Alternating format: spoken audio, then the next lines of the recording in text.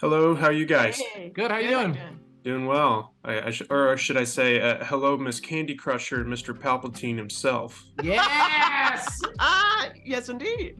So, speaking of nicknames, I just love how that wordplay exists in the show with the nicknames and the fun acronyms that Brad and Carol discuss, like Hootie Doody. How much of that How much of that exists in the production of this show and on set? Do you each have nicknames for each other and come up with fun names for how many hats you all wear? We definitely developed that in the writer's room. We're having fun with the specifics. But what's so fun about the writer's room is, a bunch of the writers are also on the show. So, Yeah. we're not just sitting, Ashley and David and Rob and myself. And so, we can swing for the fences, pitch these ideas, but always stay within what we know the characters will actually do, because a good chunk of them are in the room. Right. Naomi, I know you wrote the great Tank episode, and Danny, you directed episode 5. I'm curious, what is it like to have a creative hand in something, pick it up from someone else, hand it off, and just kind of see how it grows beyond what you contributed? Mm-hmm. It's fun. It feels nice, to really be there in the beginning with some of these ideas and see them make it to screen. It gives you a greater sense of investment than you have already as an actor, because as an actor, I'm responsible for Carol, but Right. That's it. Whereas when I'm writing, I get to put words in other people's mouths, and that's really fun and exciting. And then to actually see it, come out, it's like, oh, I was in there. I did some stuff with some people. Yeah. Part of that. It really is a special thing, to be able to direct an episode, and this is my first time, and I fully don't understand many of the technical aspects, and to be able to walk in and be like, can we put cameras here, or can we do like an angle back here, and then to show up on set the next day after you've walked through the space, and to see cameras set up in these weird angles, and to see people lighting the set in the way you talked about it in a Zoom meeting, a pre-production meeting. It's unbelievable how things can just happen, and all the different people that are part of that process. So that's just really cool. And then to see ideas just keep getting better and better and better, and then an actor comes in and you imagine it one way, and then they bring something else to the table, and the words change, and this changes, and then they add a light and this, and it's really cool to see how it all builds. Yeah, for sure. I'm curious how, since we're 3 seasons in, how much the themes about, creativity, partnership, compromise, self-confidence, like there's so much to mine from this, but being creatives yourself, I'm curious, when you're either writing it or reading other people's scripts or just developing and working on it together, where you're just like, I feel a bit exposed here, and then I also feel like it's like medicinal, like it's helping me a little bit, and so I'm just kind of curious about that process. Well, sure, Preston. Yes, it's therapy. It Why is. not? Yeah. Getting to explore those things. It does feel, again, because everybody on the show does do so many different things, acting, directing, writing, producing, I think you do have more of a 360 view of what it is to create in general, which then makes playing the characters, even easier. It's easy to inhabit them because you know what that world is. And I think having that perspective, I think because I was directing this year, we had to talk about arcs of characters, so that when we go into the scene, we'd look at previous times that we've done this 2-person scene, or we've already shot in this office. What did we do before? So I remember looking back and being like, okay, so now how are we doing this new? And it kind of gives you this perspective of like, why are we back in this room? What else can we do with our characters now that we're in season 3? Where else can we go? And our show is it is about growth of the growth of these characters. This year, we kind of dive deeper into them. And so I guess having that perspective from the outside is helpful, and being like, where are we going, and what else can we do? Yeah. I'd like to introduce you to our newest employee. I'm glad you're back. As janitor, I see a lot of things, but You have nothing to worry about. There's nothing like strange or nefarious going on. That's some Illuminati. And even if there was, you'd never know it. Sorry, wait, what? I don't want to steal too much of this season's thunder, but I really like Joe's Bill O'Reilly moment. Yes, I did not know the reference. I learned that minutes before we shot that's it. right. Yes. Yeah, and I watched that with my sister, and I was like, "Do you know that reference?" She was like, "No clue," and I was like, "All right, well, somebody's gonna get it, and I found the person. Yeah. That and I don't know, without context, Muffin, Sad Sacks, Yes, and the way that you run across the screen in the last episode. But there's just like so many little things that you do that just kill me in the way that you deliver them. And I'm just curious and fascinated by Joe's recipe for chaos and how much thought you put behind tackling the comedy of her, or do you try not to think about it too much to kind of keep it as natural as it feels watching it?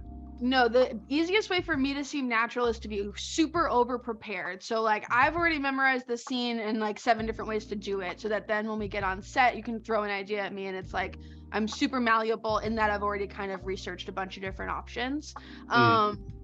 And then also it's way easier to improvise when you have like the scene as muscle memory, because you know exactly the beats, and so you can kind of riff on the words or different areas to bring the scene. But it's not fun to just improvise a whole new scene. So kind of staying on track with like those acting choices is actually really helpful than kind of just trying to wing it. At least for me, that's been my experience. Gotcha. Well, it's really. And then, the recipe is just Red Bull and Ashniko. Good to hear. Ashley, I do want to make sure that we take some time here to recognize your achievements here this season as a director. I got so excited by that fact, and your episode is really fantastic. Thank you.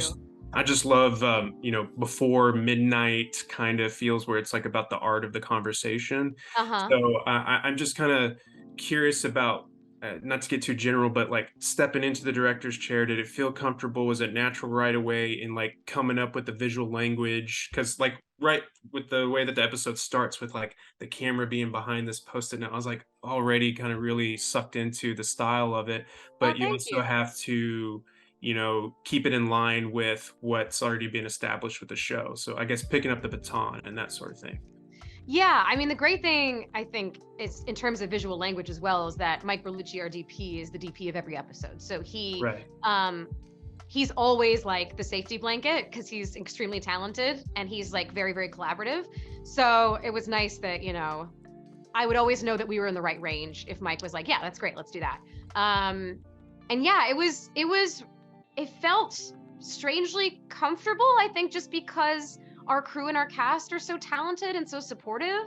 And I think it also helps that I'm on the writing staff. So I was able to sort of break down the script and know where we were headed, know where we came from, and sort of focus on that. And, the scene, the sort of pivotal scene at the end was very much a collaboration as well between me, Mike, and Charlotte and Rob. And finding that, it's nice. I think, for me at least, being a director is so much about the people that you're surrounded by, and we're just surrounded by extremely, extremely talented people. So, it kind of makes your job easy. Yeah. Well, I hope you keep at it. It's really great.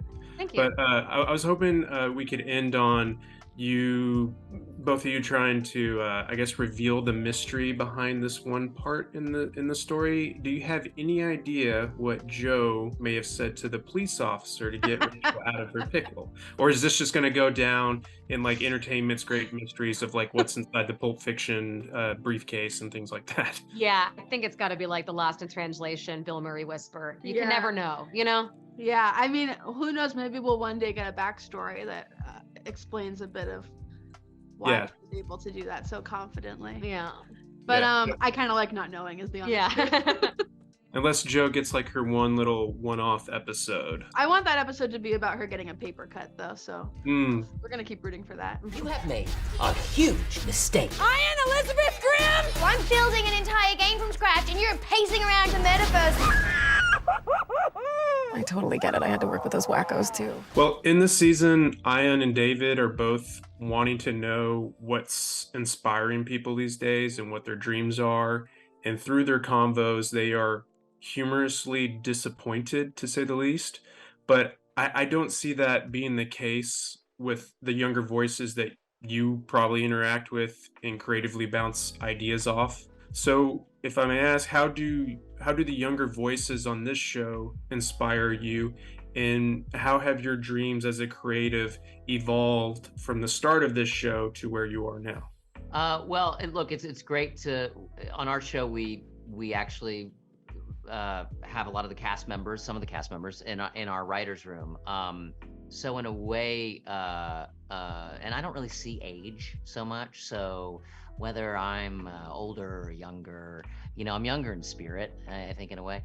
But we're able to, I think, bring in the diversity of voices because everyone brings their own experience, right? And is also able to advocate for what matters to them about their character or about what you want to say about our characters in general, or the world, or the video game world.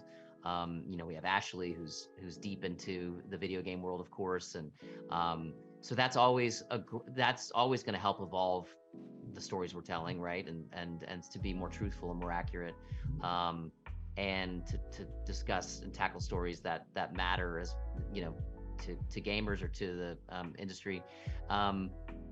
And I forget the other part of your question. How your dreams have evolved from the start of this show until now. They're more expensive. Dreams, they cost more. I think I've just, artistically, it's been great to hopefully challenge ourselves and keep digging deeper emotionally, having a show with more pathos, doing these breakaway episodes. It's very different from Sunny when you do a episode, Dark Quiet Death, or you're doing any of these breakaway episodes we've done, especially this season, where we dive into the, Ian and Poppy and being, their younger selves and what shaped them.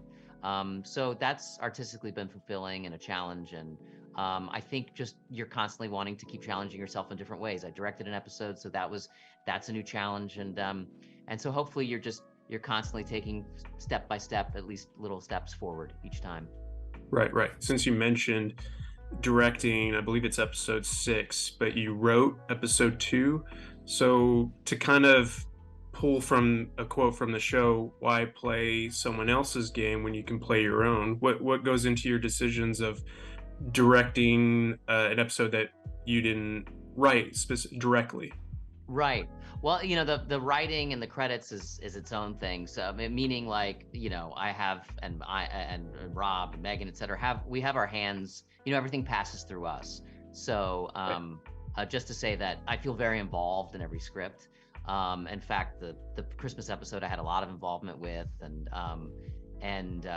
so I felt very close to that particular script because of my involvement in it, and knowing that my character was as involved in it. I also wanted to be behind the camera for it, because it's a special episode in a way, a little bit more emotional, perhaps, especially for specific to my character, and call me a control freak, but I wanted to have a little bit more control over that story and how it was told. Work it out.